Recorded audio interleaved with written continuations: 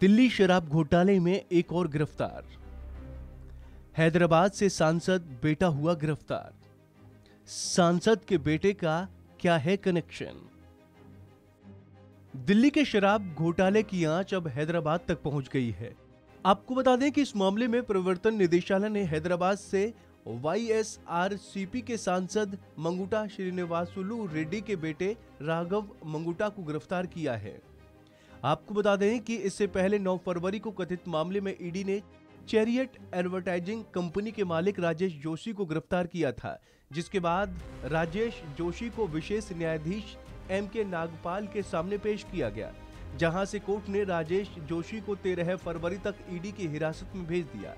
आरोप है कि कंपनी के निदेशक ने 2022 के गोवा विधानसभा चुनाव के दौरान कथित तौर पर आम आदमी पार्टी का प्रचार अभियान चलाया था। मामले के तार जोड़ने पर ईडी ने chariot productions media private limited के निदेशक राजेश जोशी को विशेष न्यायाधीश एमके नागपाल के समक्ष पेश किया, जहां से आरोपी को 13 फरवरी तक ईडी की हिरासत में भेज दिया गया। ईडी ने जोशी को बुधवार को गिरफ्तार किया था।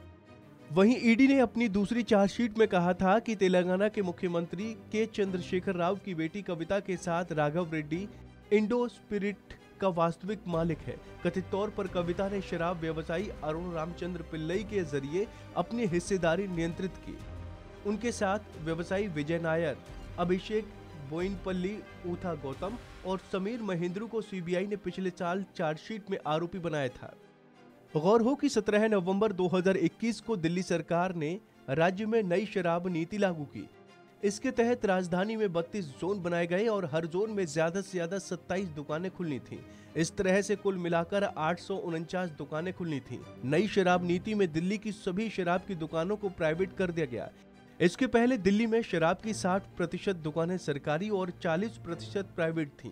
नई पॉलिसी लागू होने के बाद 100% प्राइवेट हो गई।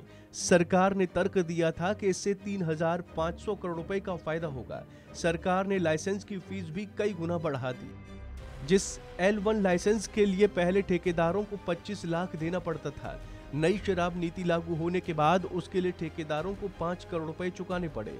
इसी तरह अन्य कैटेगरी में भी लाइसेंस की फीस में काफी बढ़ोतरी हुई। इस नीति में सीबीआई ने घोटाले के आरोप लगाए थे। मामले में डेप्यूटी सीएम मनीष सिसोदिया को मुख्य आरोपी बनाया गया था। हालांकि बाद में ईडी और सीबीआई दोनों ने मनीष सिसोदिया को क्लीन चिट दे दी, जिसके बाद उपराज्यपाल वीके सक्सेना ने सीबीआई जांच की मांग की थी। इसके बाद दिल्ली सरकार ने आबकारी नीति 2021 और 22 को वापस ले लिया था। राज्य में 1 सितंबर को पुरानी शराब नीति दोबारा लागू कर दी गई थी। तो दोस्तों, उम्मीद है आपको हमारी ये जानकारी पसंद आई होगी। ऐसी ही तमाम अपडेट्स के लिए आप बने रहिए वन इंडिया हिंदी के साथ।